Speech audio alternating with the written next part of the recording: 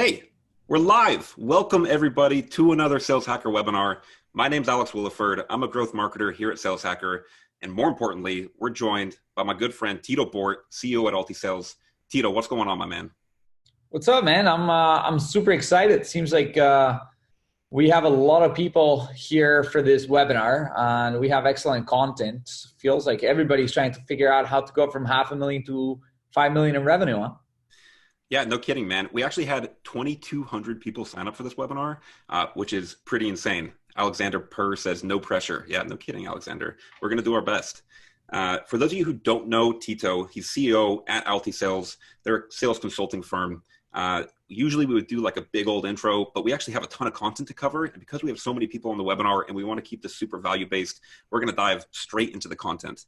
But before we do that, just a couple of housekeeping items. Down at the bottom of your screen, you're going to see a chat icon. Everybody click on that chat icon, okay? And then down at the bottom of the box, you're going to see a little all panelists drop-down menu. Change that to all panelists and attendees. And then in chat, let us know who you are, where you're from, maybe your current title. And if you have any like burning questions you want to just like get off your chest right now, go ahead and throw them in chat. So right now in chat, who you are, where you're from, and your title. Yeah, what's going to be important for me too is I know we had all sorts of people from different regions, but also like we have VPs, we have SDR managers who have individual contributors. I'm trying to build this in a way that helps both. Like if you're a VP at 3 million in revenue, trying to get to 5, there should be a lot of meat in this webinar. But also if you just got hired as the first SDR at a company that you're employee number 4, and you're trying to build it, you're also going to find a lot of content. So as we go through the webinar and I start showing a lot of things high level, what I want to hear from you guys is what are the areas that you want to dive deeper into so that one, we're going to leave another like 10, 15 minutes at the end and we can dive deeper into those areas.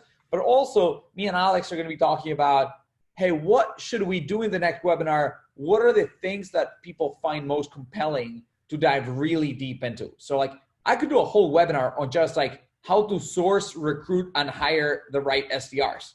I can spend an hour on that. Today, we might mention 1 or 2 tiny things about it. So keep it interactive. The more feedback we get, the more we can prepare and the more valuable the content gets as we continue to do these. Yeah, that's a great point, Tito. So guys, if you have any questions that you want to ask Tito, use the Q&A box. So right next to the little chat icon, there's a Q&A box. Open that up.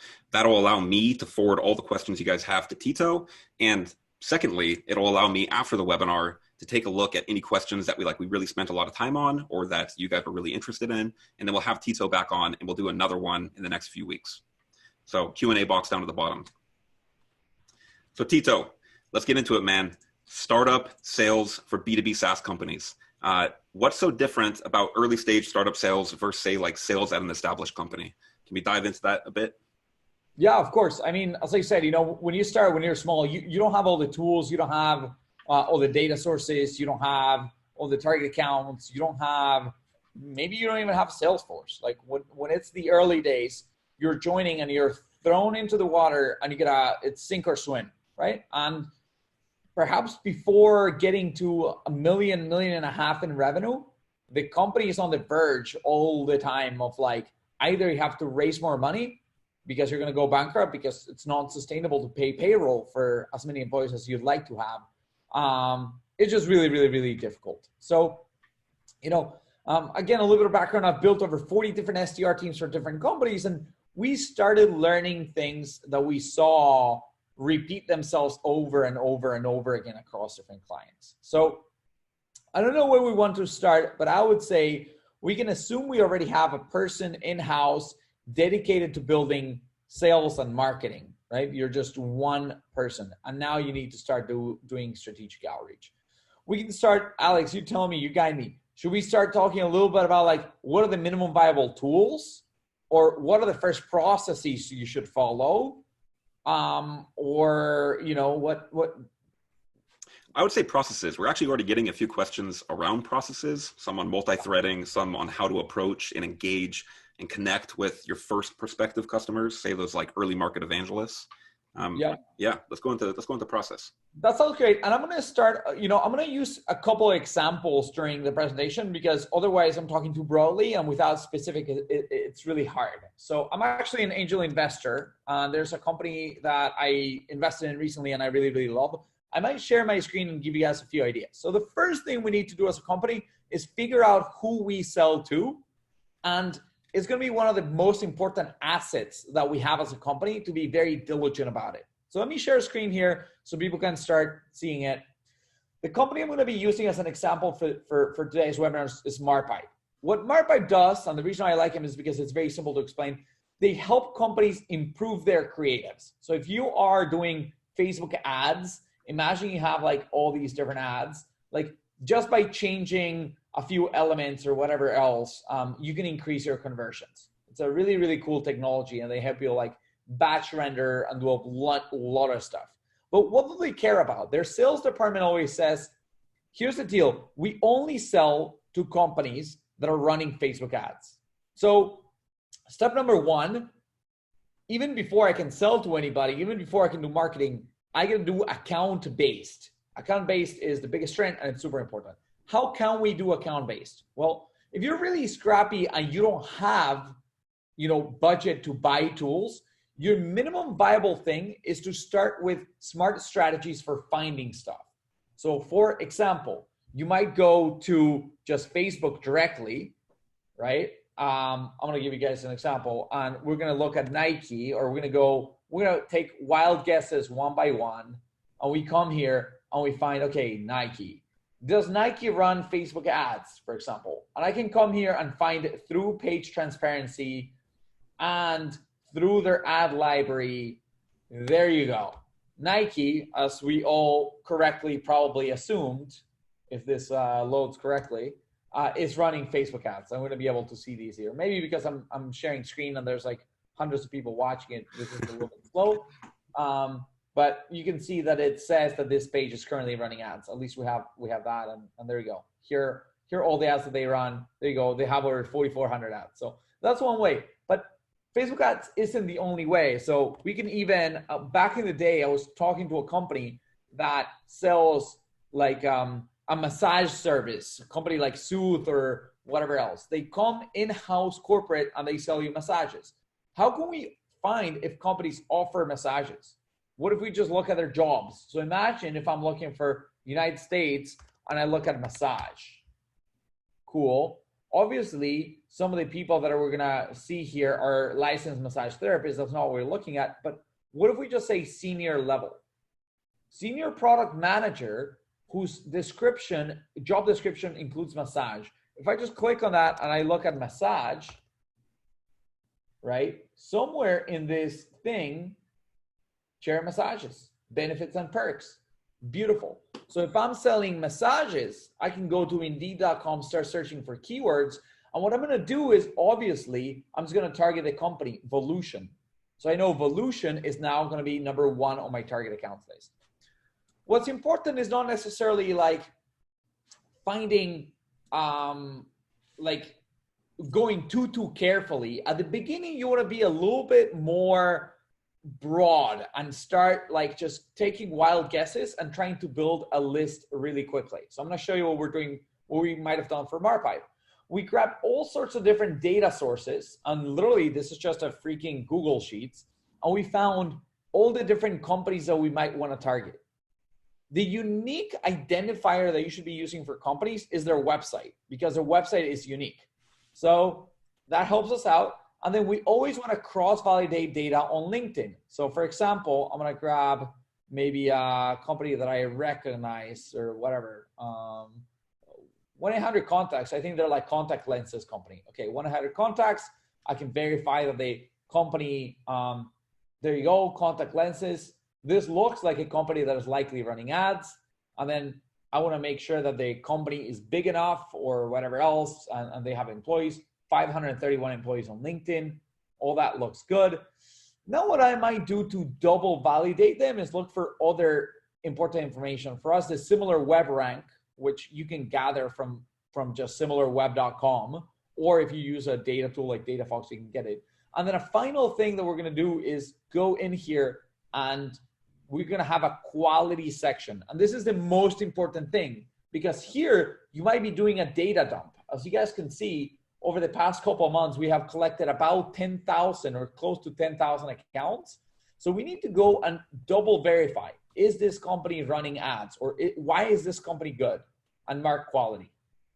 With that information now, I can start building a company list. And the company list is going to be your highest, most valuable asset over time, because now I know that right now, or in 6 months, or in a year, or in 2 years, 1-800 Contacts is now a company I want to reach out to. I'll stop there for target accounts, because the next things we need to do is figure out the personas. And we can get very creative with that. And I can show you guys some examples of how to find personas.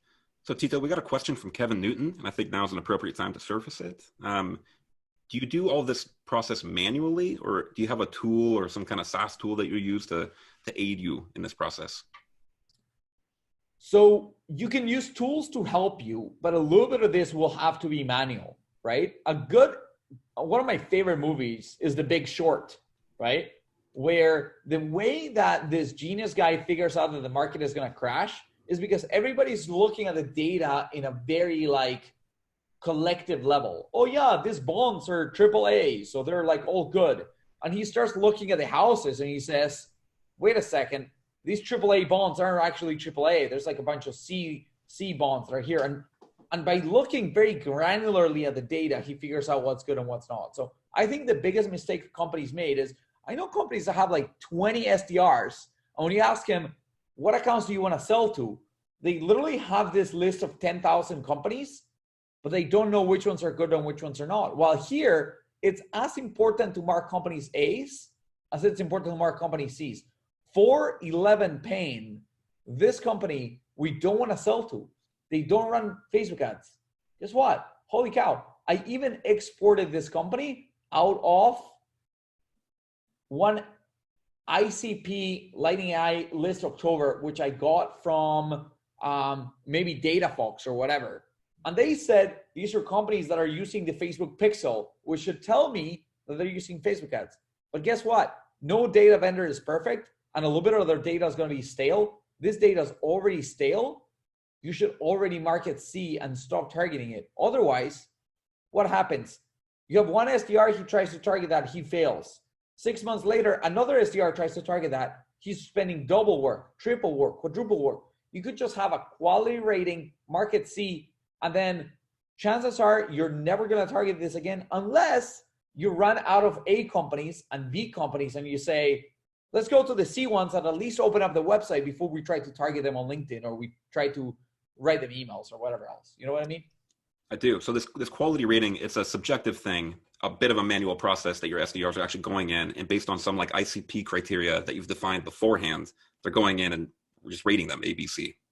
And it should be fairly easy, right? So if you sell something that improves Facebook ads, it should be that they use Facebook ads, right? If you sell, imagine I have another, let's say, client that sells LED lighting for warehouses and manufacturing companies. Well, if you don't manufacture, you're definitely a C. Now, even if you manufacture, perhaps as I increase my budget for improving my sales development processes, the first thing I'm going to do is go buy a license of a data source like CoStar. CoStar is a license for real estate that lets me know what is the square footage of different facilities.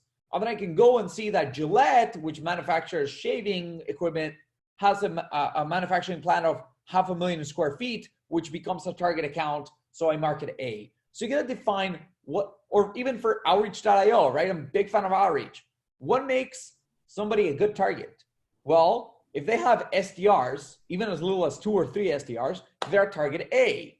If they don't have SDRs, but they have AEs, well, at least they're a B because they could use a product. If they don't have salespeople, maybe they sell everything through channel, or they're a company like Boeing where just you don't need to do outreach. Like if you need to buy an airplane, you know where to go. Then there might be a C company, you know? So it's definable by each company individually. Makes a lot of sense. And the reason you're keeping it broad here, you mentioned you don't want to be too specific with the accounts that you're including in this list is because you're a startup, right? Like you're not totally sure your ideal customer yet. Like you're still a startup. You're testing all this. It's still a hypothesis. Yeah. And you got to move fast. Imagine if I say, okay, my A companies are the companies that have at least 17 employees with engineering titles who's mentioned on LinkedIn that they do network orchestration. And on top of that, they must be US located. And on top of that, their CEO must be from Indian origin. Like if I'm going to try to search 17 things that make an A company, you're wasting your time. We're not trying to find the top 3 accounts or the top 10 accounts. We're trying to find, let me gather a list of 500 accounts that chances are that if I reach out to them, they're a good prospect. That's it. Makes sense. Yep. We got a question from Clay Nobles just now. Where are you getting these lists? Apologies if you've covered this. Do you have a preferred vendor for lists? It looks like to me that you have all sorts of sources, right? Like wherever you can find this data, like use it. Literally, like there's, for one of the companies that I work with, we were trying to sell to apartment management companies. So National Apartment Management Association. National Apartment Association. I guess that will work for us today. Great. Exposition, whatever, like join this thing and look at all the companies that are part of the NAA. Right. It takes brain power. It's a bit of manual work. You got to use your brain. Yeah. Yeah. And it's different for every company. All there's one. So some of these lists are public, like anybody who operates a logistics or a trucking company, there's a list online. So it will take a little bit of thought process. Again, we talked about the Facebook ads, like just go find them on Facebook, figure out if they're running ads. Like it's different for every company. You got to be a little bit scrappy in the early days. Later on, sure. ZoomInfo, Discover.org, DataFox, Everstring. There's hundreds of vendors, but do you have the $25,000 to go buy the vendor and export a list? And even when you export a list, like we did here, are you 100% sure that the data is perfectly correct? I would still double verify. Yep. Cool. That's making sense. That's making sense. Harry just asked, so what I'm understanding with the list creation is manual will go a long way in having a great data set for starting off. Yeah, that's correct. Use your brain power, define your ICP criteria, use a broad set of data sources to get your account list, at least to start out with. Don't be too specific. Go in and rate them based on quality. I think that's where we're at. Yeah. Cool. And then we do that. And then what do we need to define? Well, we need to define what personas do we reach out to, and we need to start getting a little bit smart about it. So I'm going to show you guys a little bit of what I do here, which is we're defining, here are the companies that we are, we're targeting. And then we got to figure out, you know, what are their titles that we need to go look into. Okay, perfect. So you can start doing, we like cross-validating data with LinkedIn. If it's on LinkedIn and the title is current, we can figure it out. So we can say, for this campaign where we're reaching out to marketing people, we want to reach out to the CMO, anybody that's doing creative assets, growth, audience development, user acquisition, digital marketing, advertising, and so on. And there's definitely people who we don't want to reach out, like maybe sales or finance or channel or product, right? Because we might have product marketing. I don't want to talk to product marketing. I want to talk to the advertising department within marketing and so on. So you can start creating and analyzing every title that you extract off of LinkedIn. What is good, what is not, how are we seeing it, what's being helpful and what's not being helpful. So that's a little bit of the process there and how you think about it. Now, with that, you can go on LinkedIn and start finding people, right? I go on LinkedIn, I can find my sales nav. I recommend people, if you can afford it, you should at least try to get Sales Navigator. And I can go find specific titles. And let's say I'm going to do my advanced search. I'm going to search for my leads. And now I know that, let's say I'm just going to make it very broad here, but I'm going to reach out to the marketing function. And I can come here to my leads and say, I want to reach to the marketing function. Let's just use the example of Nike. So I can come here to company, Nike, and boom, Nike. And here are all the people at Nike that work in marketing. And then I can start narrowing it down in different ways. I can say advertising. Now I'm looking within Nike, all the people that are in marketing and do take care of advertising. And then I can say, well, I don't care about any entry-level people. I only want to talk to directors or VPs. And now we have all the directors and VPs at Nike. And then we say, wait a second, you know what? I also don't want to talk to anybody outside the United States, and so on, right? And you can continue to refine and define your criteria on what are the people you want to target. And chances are that, okay, we got it much better at Nike. Now we have whatever. And then we say, well, I only care if the advertising is in social networks. So advertising or social is not good enough. We'll do and social. You got to learn a little bit about, there you go. Now we have 221. And chances are that if you save that search, this did work for Nike, but I can also probably do the same for Adidas, and I will also find relevant contacts. There you go. Here are the 50 people that work for Adidas in the US that are in charge of marketing and have both the word social and advertising in their profiles. We've narrowed it down even further. Great. We spent a good amount of time talking about personas and targeting and companies and how to build your list. Once you have your list of your personas, you need to start reaching out. Now, we can talk about like the basic things, which a lot of people know how to do. Create an email sequence. Write yourself, if you don't have any tools, I recommend buying at least the bare minimums. Come on, people. There's like tools out there for $9. You can buy something like Mixmax. Are you going to be using Mixmax 3 years from now or whatever else? Probably not. As soon as you start growing and as soon as you get a little bit more budget, my preference is I use Outreach, so I would grow to that. But at the beginning, at the bare minimum, just put your templates in a Google Doc, and you're going to have to copy paste every time you send an email. It's a pain. So start finding automation in that way. Anyway, what happens? I think a lot of people are at least already sending emails and making phone calls. So let's look at like what happens if you get really, really, really smart about how you're managing these processes and what you should measure. So I'm going to bring you guys what we consider our master API.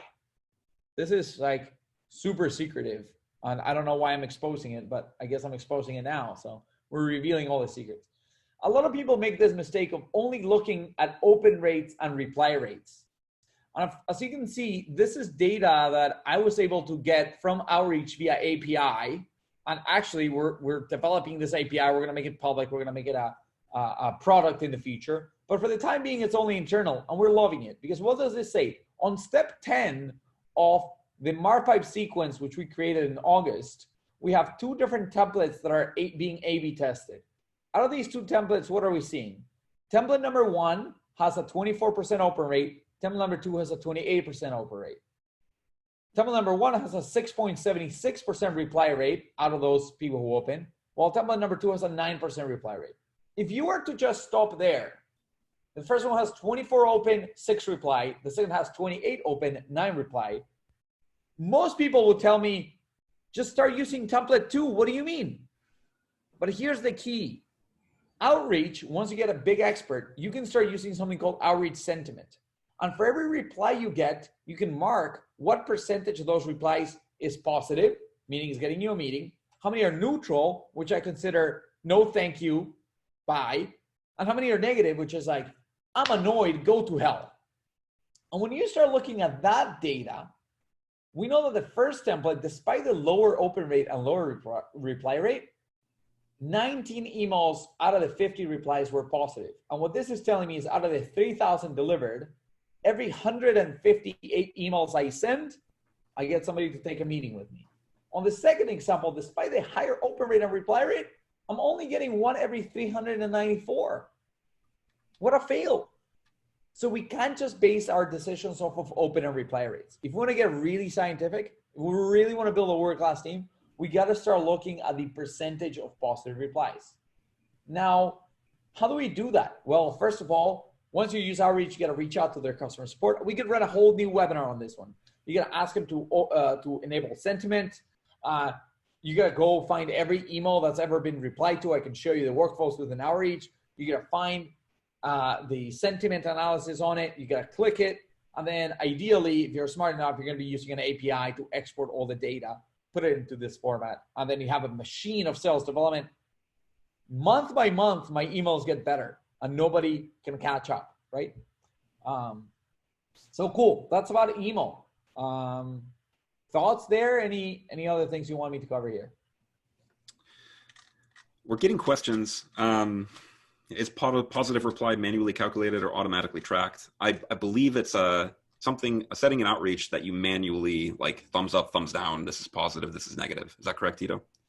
Correct. It's a little bit about determining the quality or determining positive or negative. So Outreach is releasing functionality that will later on in life automatically label things positive, neutral, negative, right? For me, I think it's worth spending 2 hours a month as a sales rep, going back through all my emails, marking everything positive, neutral, negative, and saying, okay, now I know which is my best template ever without any biases. And what I can do with that is, is just, freaking improve my emails and just turn off the templates that aren't working. So you let me know if we want to cover this right now, Tito, but we're getting questions about personalization. So within these sequences, how do you make sure when you're reaching out, it's personalized, right, to increase those reply rates? The question is, let me go back here. The question is, do you care? Do you not care? Because a lot of people, personalization is good only if it improves your positive reply rate, right? If I say, and then there's a level of personalization that there's definitely a line that's too much, right? If I say, hey, Alex, I was looking at your LinkedIn and I see that you worked for 9 months at your last company and that you've changed 7 jobs over the past 3 years. You seem like a white male with nice hair and you're married to this person. Like at some point it's just like, holy cow, this is awkward. It's creepy. Right? So yeah. What do we personalize? How much do we personalize? How often do we personalize? How many emails do we personalize? All those decisions, I make them purely based on positive reply ratio. What do I recommend personalizing?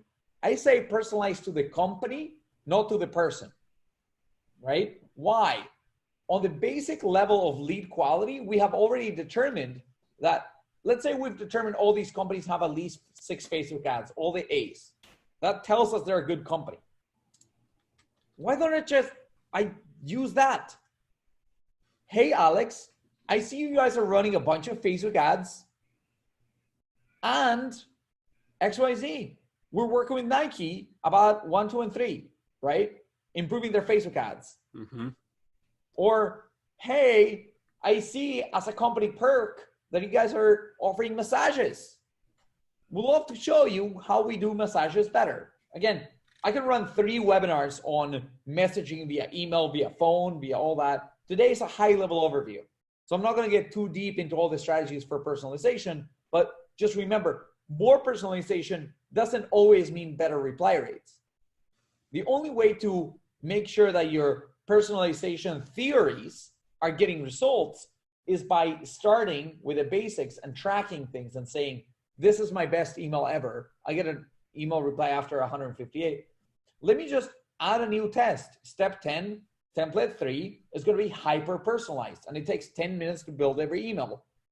If that positive response ratio goes from 1 every 158 emails to 1 every 20 emails, maybe it's worth it. But if it's going from 1 every 158 to 1 every 154, and this email is automated versus the third email is manual and it takes 10 minutes, I'd rather just use template 1. I can do way more volume, right? That's the idea. Cool. All right, so we got people replying to our emails now. You're booking meetings. How do you make sure they show up? What do you do to increase that show rate? Right, and before we jump into that, I think it's an incredible question. We should cover that in a second. But the question is, I hope people are not just doing email, because if email is all you're doing, the place where you're going to start is here. Most of your emails are going to get a positive reply every 1,000 or 2,000 or 3,000 emails.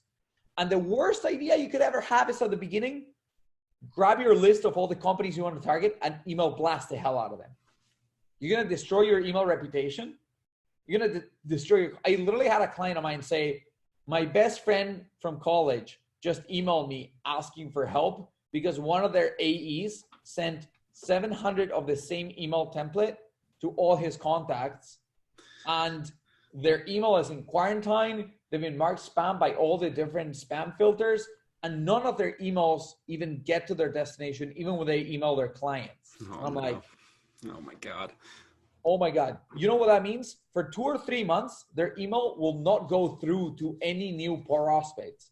And what that means is like your whole budget for your marketing department and sales department has been thrown in the trash for 3 months, which could cost you like hundreds of thousands of dollars, if not millions of dollars. So don't just email blast them.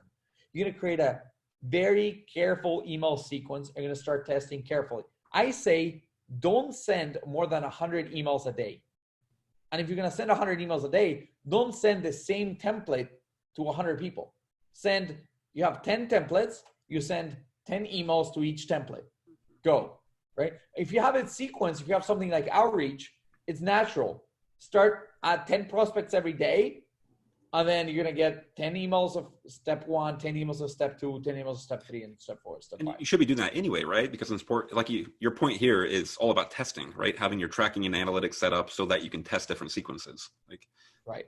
And then the next thing you're going to test is phone, because email and phone are the 2 easiest way to get in touch with people. So let's look at phone. Let me show you how we're thinking about phone. You're going to create a phone call funnel, just like you do with your sales pipeline. What is a phone call funnel? Let me run you through the example here. For this client of ours, we made 572 dials this week. That's about 115 dials a day, all day on the freaking phone. If you're the first hire, trust me, I've done this several times. 9 to 5, you call people. 5 to midnight, you queue up your emails, you research your accounts, you prep everything. You come in the morning, 9 to 5, you call people. And if you're not up for working 9 in the morning to midnight, don't take the first sales rep job at a company with $500,000 in revenue, because you're either going to sink or swim. And if you're not ready to work like 16-hour days, you're going to sink. So let me run you through what happens when you call. Let's get scientific about measuring and improving things. 572 dials. 21 people picked up the phone, which is about average, 3.67%. Out of the 115 dials, literally 4 people are going to pick up the phone. Everybody else, again, receptionists and all these things don't count. You're trying to get with the decision maker. 21 people. They say, hey, this is John, right? What you're going to do is you're going to test your intro. Hey, John, this is Tito. I'm calling from Sales Hacker. How's your day, my friend? Okay. Does that work or not work? Well, if it works, you're going to convert it to a second step. If it doesn't work, you got stuck here. So you're going to have, in the early days, you're going to tally it up, pen and paper. You're going to mark how far in the conversation you got. Was your intro accepted or not accepted, right? Was your pitch accepted or not accepted? Was your back and forth conversation accepted or not accepted? Was your demo request accepted or not accepted? So what happened here? We made 572 calls. 21 people said, hey, this is John. We said, John, this is Tito from Sales Hacker. Yo, I want to sell you some content marketing on our website. What you guys doing for content marketing? Right? So, or hey, well, whatever. I say, hey, this is Tito from Sales Hacker. How's your day going? Right? 6 people said, Tito, go to hell. I'm too busy. 15 people said, what's up? I say, we sell content marketing on our website. Do you want to buy some content marketing? Right? 7 people said, I don't want to buy content marketing. Go to hell. And 8 people said, what type of content marketing? What website? We say, saleshacker.com. We're a community of thousands of sales and marketing people that do X, Y, and Z. I'd love to show you what we're doing here. Are you open to taking a look? And then 7 people said, go to hell. 1 person said, sure, I'm happy to take a look. Let's take a meeting. 500 calls turned into 1 demo. Total number of calls that I turned into a demo, or total number of pickups that I turned into a demo is just 4%. But the cool thing is you can start figuring out your conversion rates. What's working, what's not, how good is it, and so on. And as time goes by, you can continue to iterate. You can change things. You can improve things. And now you figure out that at the end of the conversation, if you highlight some specific pain points, you might be able to get better. And at the beginning of the conversation, if you ask, hey, John, how's your day going? It doesn't work. But if you ask, hey, John, did I catch you at a bad time? That actually converts at a higher rate. And if you ask, hey, John, did I catch you at a good time? That might be higher or lower or whatever else. I'm not going to give you guys all my tricks, but you get the idea. You can discover them for yourself if you keep iterating and testing and making it better. Are you using like a piece of tech, Chorus, Gong, something like that to record these calls so you can go in and see retroactively, like this conversion rate is pretty solid. Let's go see what we did and then repeat that? If you're smart about it, you just use outreach.io or any other sales engagement tool that has custom dispositions, and you just disposition your calls in the way that you need them to be, and then you use an API to put it in an Excel sheet. That's like when you have the budget and you're smart and you have an API developer and outreach or whatever else. If you don't have all that, you have two options. Start tallying it up with a pen and paper, collect the data, put it on an Excel sheet like we used to do every week on a weekly basis, or hire a consulting company like Altisales that will come and run this process in-house for 3 months and then bring back and tell you the best open line ever is this one. The best way to explain your product is this one. The best question to ask to find pain points is this one. The best way to close the deal is this one. And then you have a repeatable, scalable, sustainable process. You can do that all in-house. You totally don't need us ever. Unless you're in a rush. If you're in a rush, you perhaps need us because we can figure it out in 3 weeks. It will probably take you 9 months to just build all this and iterate and try to figure it out in-house. Yep. So we're talking about adding in calls, emails to your sequences, seeing the different combinations that work best.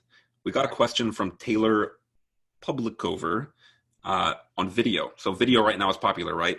A hot topic, adding in video to your sequences. Have you tried that? And if so, like successes, failures?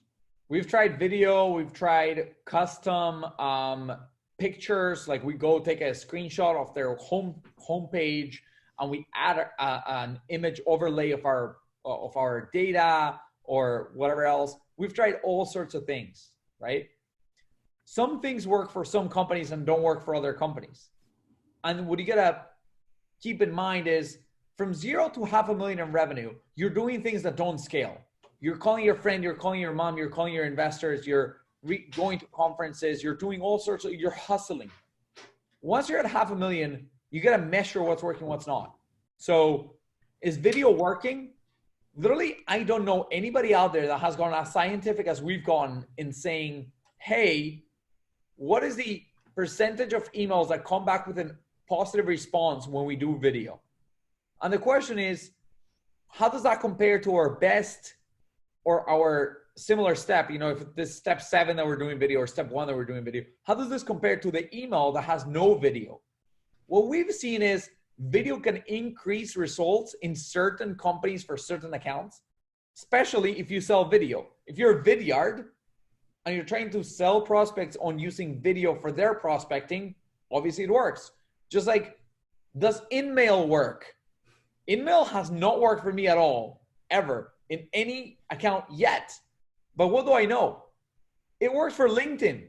Because when LinkedIn sends you an email saying, imagine if we could get in touch with all the people via InMail, we have this bias that we're like, well, I'm reading this InMail and they sent it via InMail.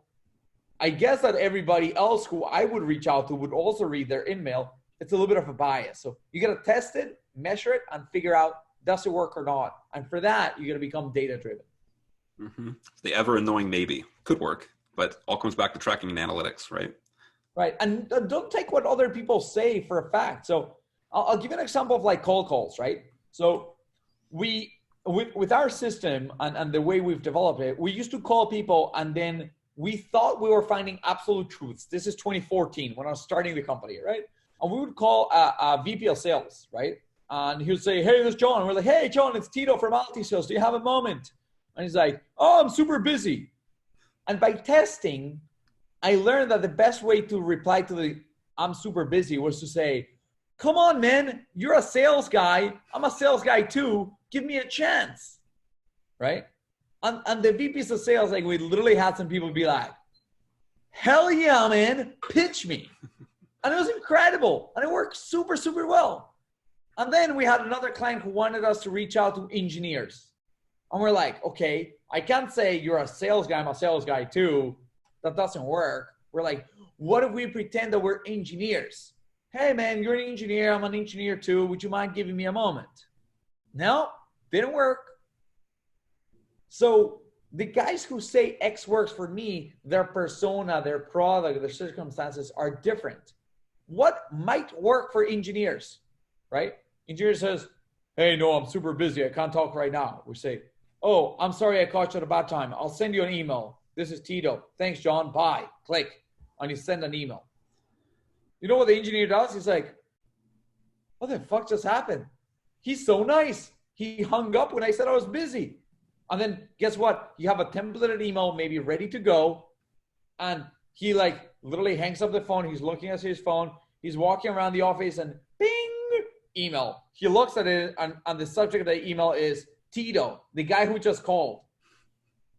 And he's like, now I wonder what the hell did he want to tell me? And he opens the email and there's your pitch.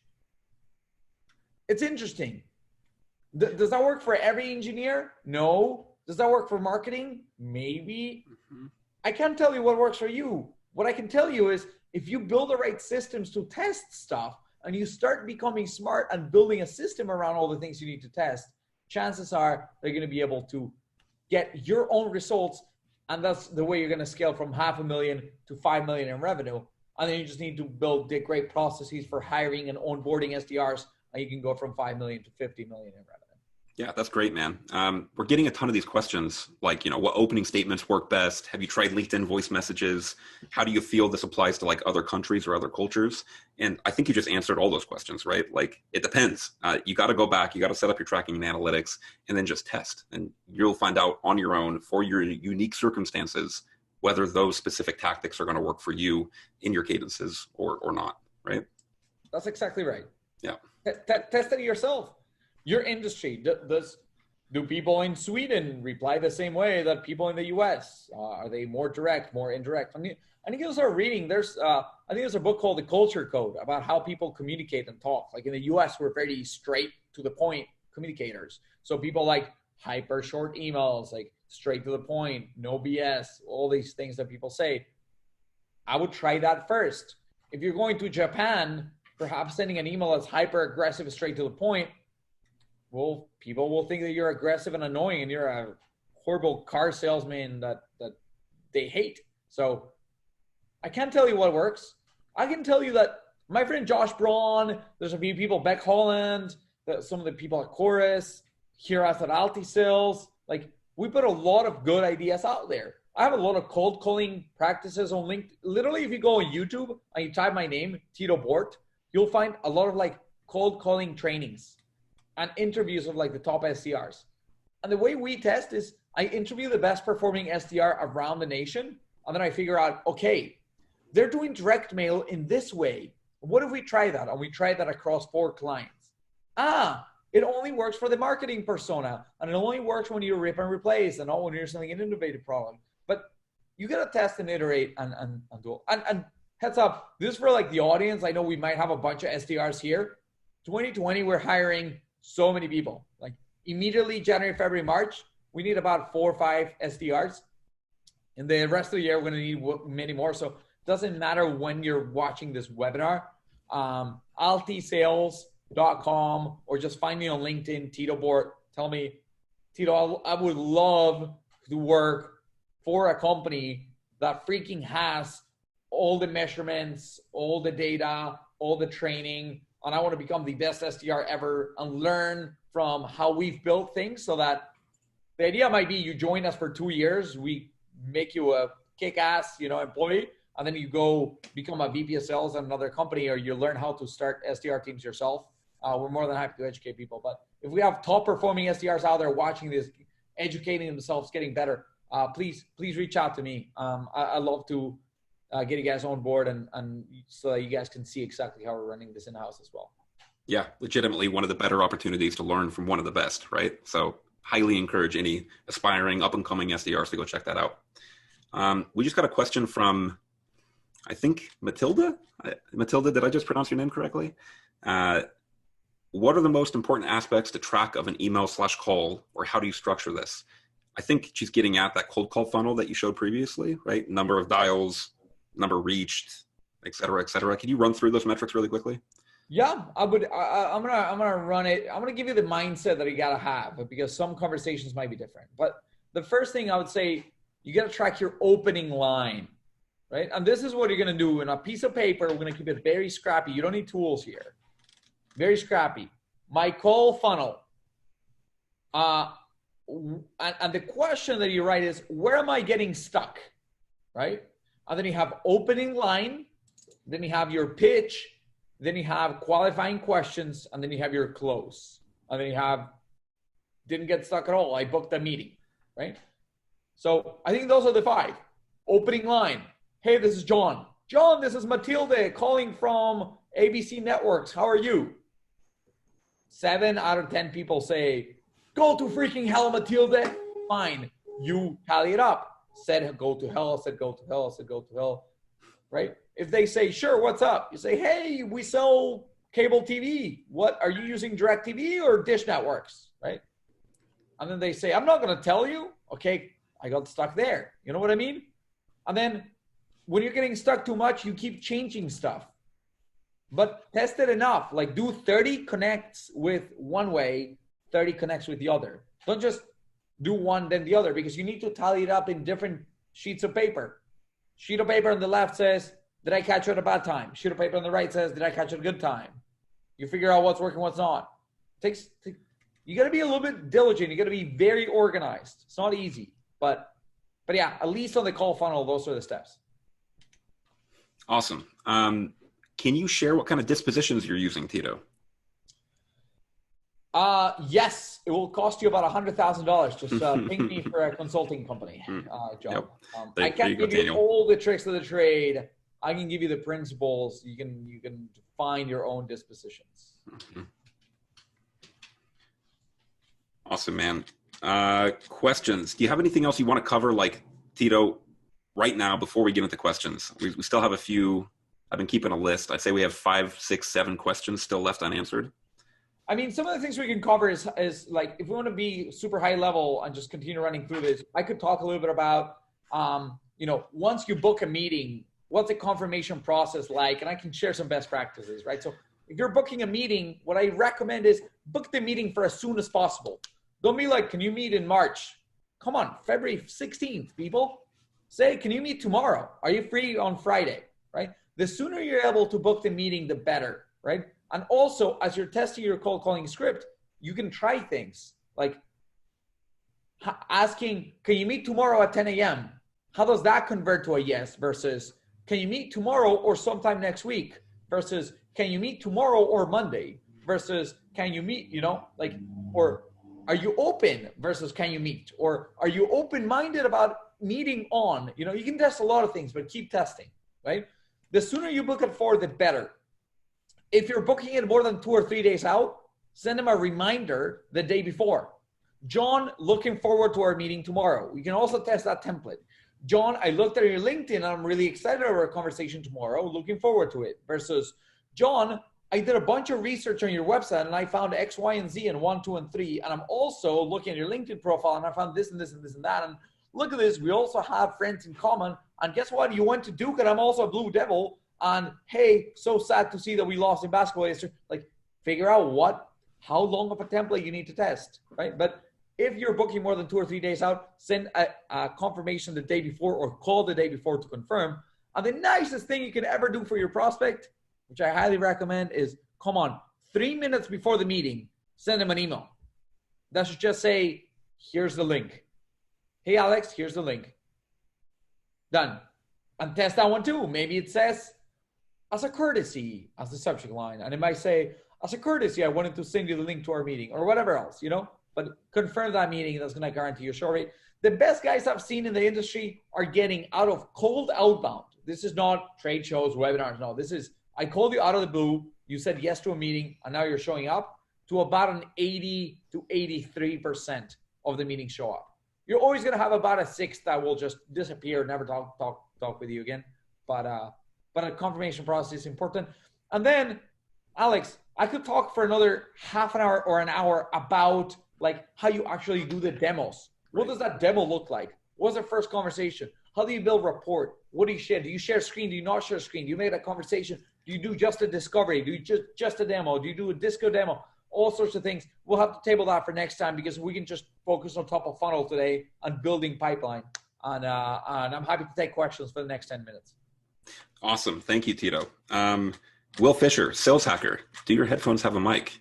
They don't have a mic, but I'm using this nice little USB mic here. Why? How's my sound? Is that a good thing or a bad thing? Let me know, Will. Amazing, actually. Okay, good. Sounds great. Perfect. Thanks, Will. Preslav, I want to ask a question about building company culture and SDR promotions. How to build the right SDR nurturing culture. So let's say as a startup, we feel relatively confident we got the product market fit. We feel relatively confident that we have a repeatable sales process that's going to, profitably pump out new customers. How do I scale from 2 to 10, right? But let's answer that first, and then we'll go into Preslav's question of building a culture. They're asking if you have product market fit. They're trying to go from 2 customers to 10 customers. No, I put in product market fit. I'm saying let's assume we have product market fit, and now we're ready to scale the organization. How do we build a culture of scaling a sales team? A coaching culture, a company culture, a culture of SDR promotions. So a lot of people talk about like building a culture. I'll tell you what culture is, right? I struggled with this for like 5 years when I was starting my career. I was like, oh, how do I build a culture? Culture is very simply, according to me, defined as follows. Your culture is a set of behaviors that are on the low end, accepted without being reprimanded, and on the high end, repeated constantly. So what does that mean? You want to build a coaching culture. That means that on your calendar, every employee has a one-on-one with their manager every week with no exceptions, that you read a lot about how to run one-on-ones, and that on top of a weekly meeting, you have a coaching meeting with your manager where they will look at your work and improve it. So I coach our AEs, for example. Every week we have a meeting in the calendar where they bring a call, we watch it together, and I coach them on it. It's a coaching culture now because it's a set of behaviors that get repeated weekly or constantly, right? If you're gonna build a culture of punctuality, what do? You never show up late, right? And when somebody shows up late and they're 3 minutes late, you say, what do you mean you're late? You're gonna send me a half-page essay on why being late is not acceptable. And you're dismissed from the meeting, right? You just built a culture of punctuality. If punctuality is not important in your culture, they show up 3 minutes late and you say, hey, yo, you got coffee? Didn't bring me coffee? Let me go grab a coffee. I'll be right back. And then you go grab coffee. You come back 7 minutes later and the meeting starts 10 minutes late. The question is, what matters in your culture? Culture coaching, just freaking coach. That's it. It's the set of behaviors. That's what builds a culture. That makes sense. Keent just asked, Tito, if we are prospecting outside of our 9 to 5 window of work, how do your SDRs break down an hour of work? Do you understand that question, Tito? I'm not 100% sure. If you are prospecting outside the 9 to 5, okay, maybe on LinkedIn a little bit. Don't make phone calls, right? Don't call me at 9 p.m. asking me if I want to take a demo for tomorrow. I'll be annoyed. But what is the question? How do I break down? How do your SDRs break down an hour of work? Hey, Kent, if you're in the chat, would you mind elaborating on that question and we'll get back to it? Yeah, let's move to another one. Yep. Okay. This was a question that came prior to the webinar. Someone was so stoked and had a question top of mind right after they registered that they actually emailed me yesterday. Wow. So statistics say it takes on average 8 touch points to get a response. But there's also this like balancing need of personalization, right? Do you have any suggestions on how to find that balance between those two factors with a small and restrained sales department? I'm gonna destroy that statistic because stop watching statistics online and thinking they're true, because literally like the people who are running these stats are not understanding what like they cost by misinformation, right? The marketing departments we just need stats. Let's just put what's the average number of touches per sequence that gets a response? Okay, here's what they did. Imagine they had 1,000 prospects, right? Going through like a 15-step sequence. So in total, through all those prospects and sequences, 15-step, 1,000, they have 15,000 steps. And then they say, how many replies did we get? We got like 7 replies. Okay, great. 15,000 divided by 7, it takes 2,000 emails to get a response. Like the stats they're going to run are crazy. Or there's people who finish the sequence who didn't finish the sequence. There's all sorts of crazy stats. I've seen that it takes like 38 emails lately to get in touch with the prospect. I'm going to tell you something. You send me 38 emails, you're definitely blocked from my inbox and you're in spam. Yep. Even if you send me 8 or 10 emails, you're blocked and you're in spam. And then there's people who tally up things differently. Some people say, well, a touch is a phone call, but a touch is also a voicemail. Where if I call you and I leave you a voicemail, then they're considering that 2 touches. But is that 2 touches or is that 1 touch? Should you always leave a voicemail or not leave a voicemail? That's why these stats that I see online, I don't trust them. And when you ask me, how many touches should I make? I say, I don't know. You go figure it out for yourself because you tally up things differently than I tally up. So please, please, please don't send any prospect more than like 6 emails in a period of 3 weeks. Don't do that. You're just going to get them annoyed. And you know how I know? Because I'm tallying up the negative responses. All the unsubscribes, go to hell, get me off your list, never email me again. I know when those happen. And you know when those happen? When you email too much, too often. Mm-hmm. Usually, send them 3-4 emails. Stop for like 3 months. Because what happens after 3 months? None of us, at least leaders at companies, this stuff I was working on 3 months ago is very different from the stuff I'm working on right now. So the email that you sent me 3 months ago that I didn't read doesn't mean that it was a crap email and I hate your technology or I have anything against you. I just had a different priority. You email me again today. If your email's good, I'm going to read it. I'm going to open it. I'm going to reply it. So forget about the stats on number of touches. Good. Yeah. Finally debunked the touch stats nonsense that we all see from Patrick. Yes, Patrick. That's what we do here. We debunk sales myths. Right. How do you keep SDRs motivated with the grindy nature of the position? This one's from Dylan Sessler. I talk about ROTI, return on time invested. So here's what I know about SDRs. They're going to make an analysis and say, what is the best return on my time? If I work here, how much money do I get? How much training do I get? How much career advancement do I get? How many learnings do I get? And I convince them and I show them that by joining my company, right, Altisales, they are going to have the best ROTI. We're going to pay them well enough. Are you going to make $1 billion? No, but neither could you anywhere else. But we're going to pay you above average market rates. We're going to coach you and train you better than anybody else. You're going to be part of a culture that measures, analyzes, improves everything. You're going to have incredible peers. And we're going to set up a culture of acceptable behaviors. You're going to feel comfortable at work. And we also know, I have a background in psychology. So I know things that like demotivate people long-term, which is like short-term rewards or short-term things like the first one to make 30 calls today gets $5. That works for today, but you know what happens tomorrow?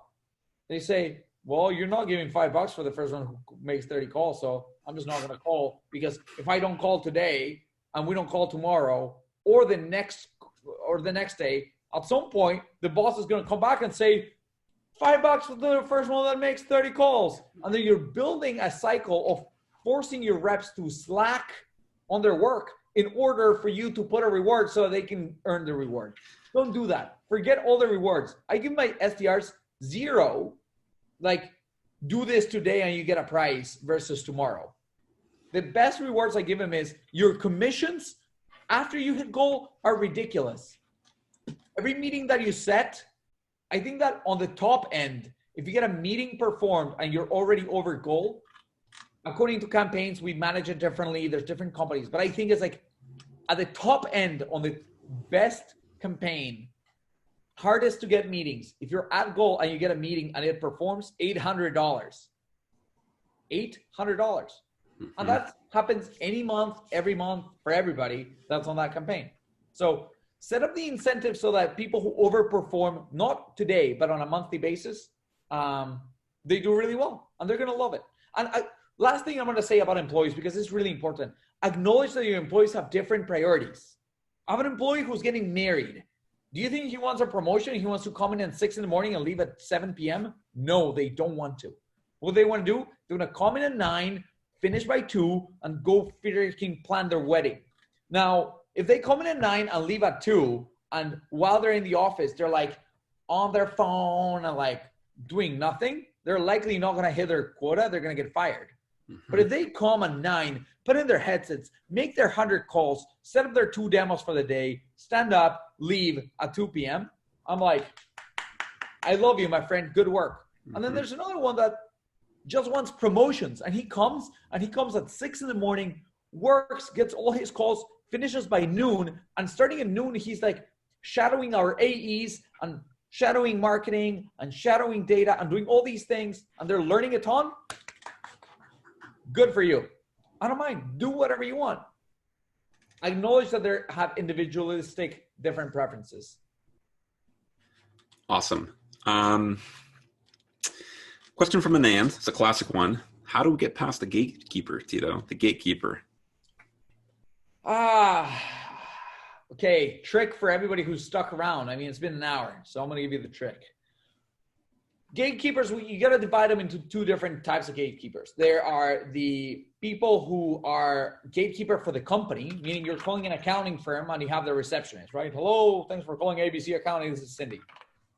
The way you get around Cindy is you got to understand her environment. She works for 15 people or 20 people, and what they've told her is, hey, if my mom calls me, a friend calls me, somebody who I know calls me, a client, let them through, put them on my line.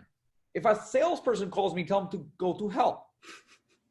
Rule number 1 of Altisales, we don't lie. So you can never say, hey, I'm a really good friend with John. Is he in? No.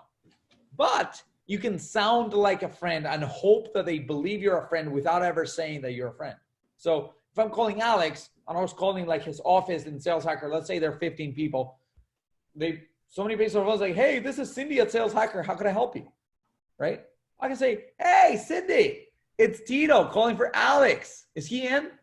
I can sound like a friend. I say, hey. I call Alex. I'm Tito. I'm not like, hey, I'm calling for Mr. Willenberg. My name is Mr. Bohrt. Well, Mr. Bohrt, where are you calling from? I'm with Altisales. What are you calling about? We're a sales consulting company. We didn't take solicitations. Goodbye, right? So sound like a friend. Call them by their first name. Call yourself by the first name. Be super friendly. And if they are stopping you, you can play the like, I never call. I'm a little bit nervous, right? So like, hey, this is Tito calling for Alex. Is he in?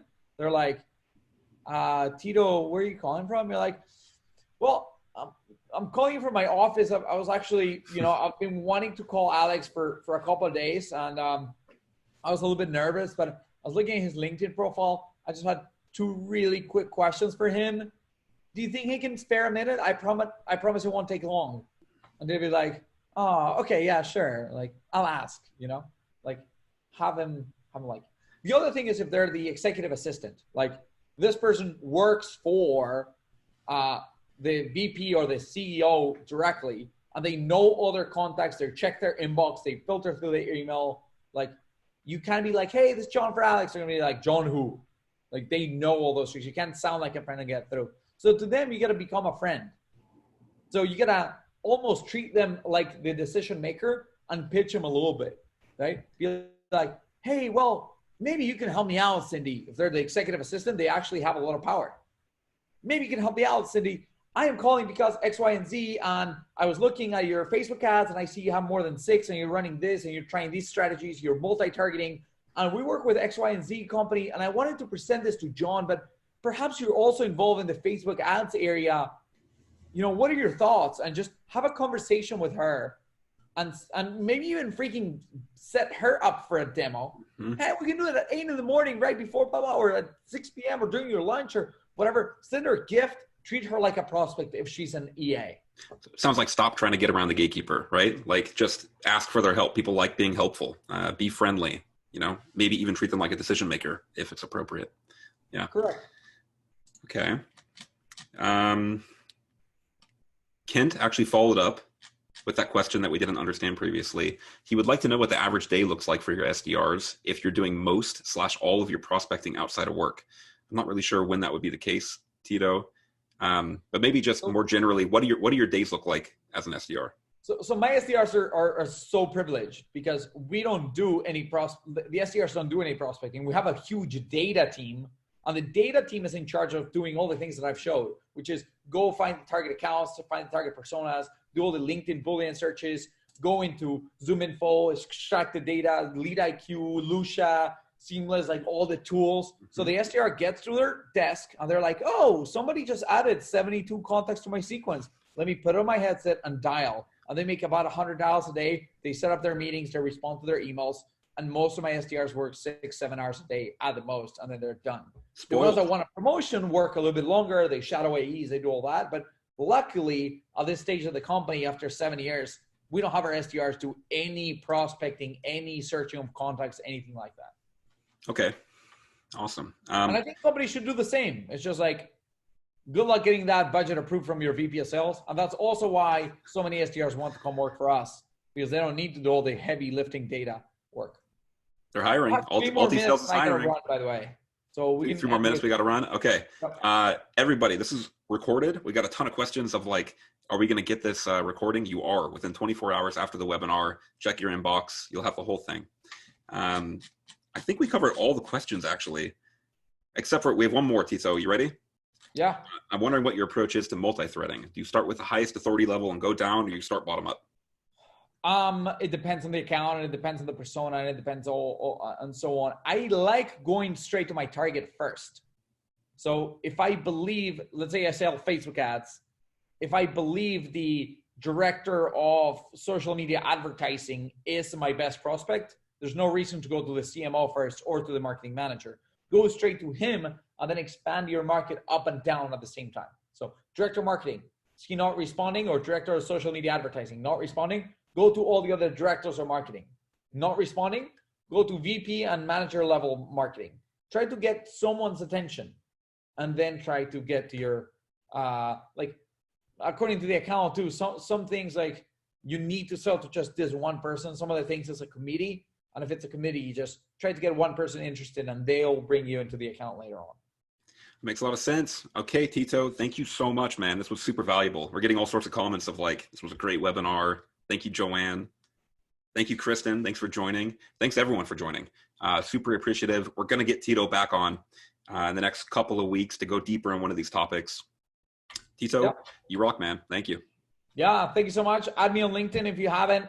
Click the link, follow. I'm limited on ads. I think LinkedIn has limited, and I've gotten a lot of people to add me. So at least click follow. Let's stay in touch. I post content all the time. Find me on LinkedIn. Find me on YouTube. Anything I can do to help. Obviously, always my pleasure. So thanks, everybody.